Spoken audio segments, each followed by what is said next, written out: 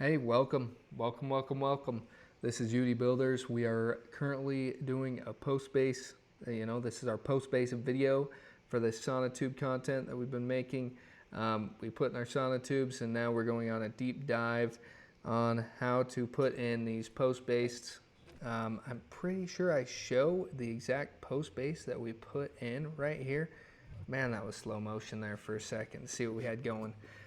We're going to string this up. We want to make sure that we put our post base in the exact spot that we need it to be. With this house, it goes with the interior walls, is exactly where this post base is going to be sitting on the outside of this house. These interior walls actually determine where they're going to be at.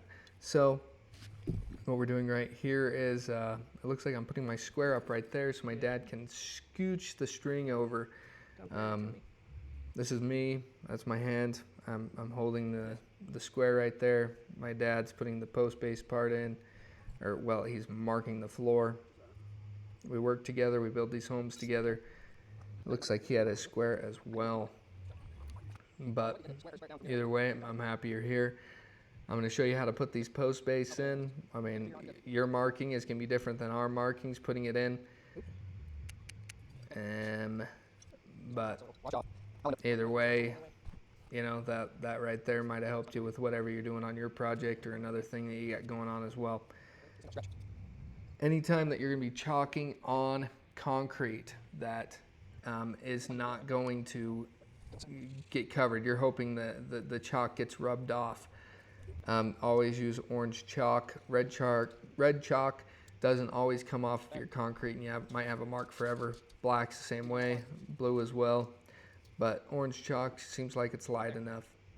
Seems how it went off that wall from the inside of the house. On that side, we were able to just pull that through because from what we've built so far and what we've marked so far on the inside of that house, we have everything squared up, ready to go.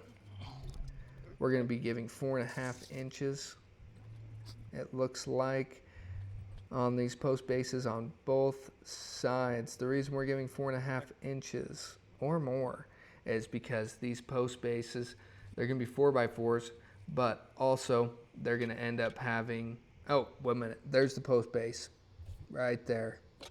That's what we like, the Simpson's 4x4. If you need to pause to see that, I'm going to leave and drop a link down below in the description so that you can see the exact post base that we used. You'll be able to find that. If you end up ordering it, it'll actually help our company out. So either way, we're going to hammer drill down in these post bases. What I was saying earlier though is that we're going to be putting brick around these, so make sure you put your post base exactly where you want it, depending on what you're going to be doing. We already worked that out with the lumber company that is making our trusses. So with these post bases, they come with a little bolt. It'll tell you the exact size that you need a hammer drill in for that little bolt. I'm guessing it was bigger than a 1/2 inch, but that might be a 1/2 inch right there. But either way, we're going to drill it out. He held the post base in place. I drilled it, and then we blow it out. So you'll want some air. Looks like we just hop right on over to the other side before we tighten that in. And we're going to hammer drill this side as well. Make sure that you're up straight perfectly with your hammer drill as you drill it. Looks like my dad keeps helping me there because he can have, his eyes are much better than mine because he's down there, I'm up top. Make sure you blow it out. Clean that sucker out as good as you can. If you need to put your hammer drill in there again, just to help clean it out and then blow it out as well. And it looks like we do that every time. So either way, there you go. We're going to grab the post base. It looks like you've got a 3/4 inch bit right there. Came with the square washer. It came with everything that you need. The post base kit. We're going to just snug them. You're not going to over tighten them completely. You're gonna get them tight, and you're gonna give it a little bit more of a turn. You don't want to overdo it. So we got our post bases on the back put in now. Now we're gonna hop up to the front of the house. So we're gonna redo our chalk lines again. again, use orange chalk.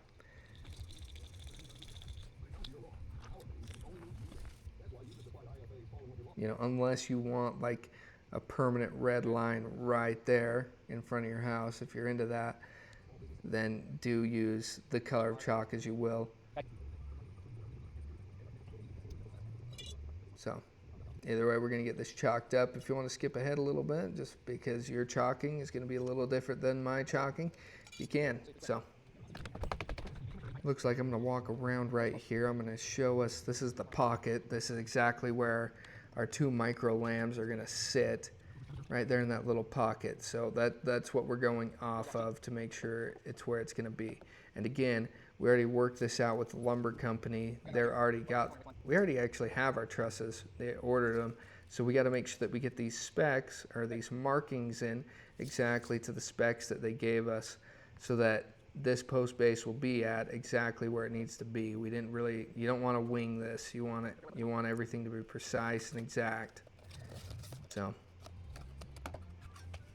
either way, there's our post base again.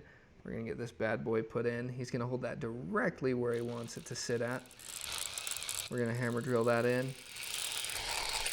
And you've already seen all the other steps, and he's going to blow it out. And then we're going to put on our washer, and then we're going to use our impact. We have one of those big impact wrenches, the mechanic ones. Can't tell you what they're called. You probably do know. We're going to suck that tight and snug it in on there. And this thing's going to be ready to go. We're going to be ready to be putting on our 4x4s right into place where they need to be.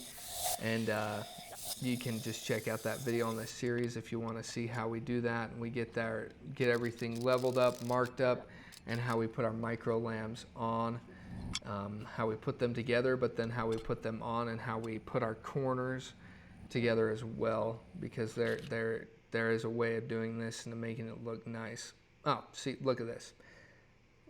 Show the video of us doing our little time lapse.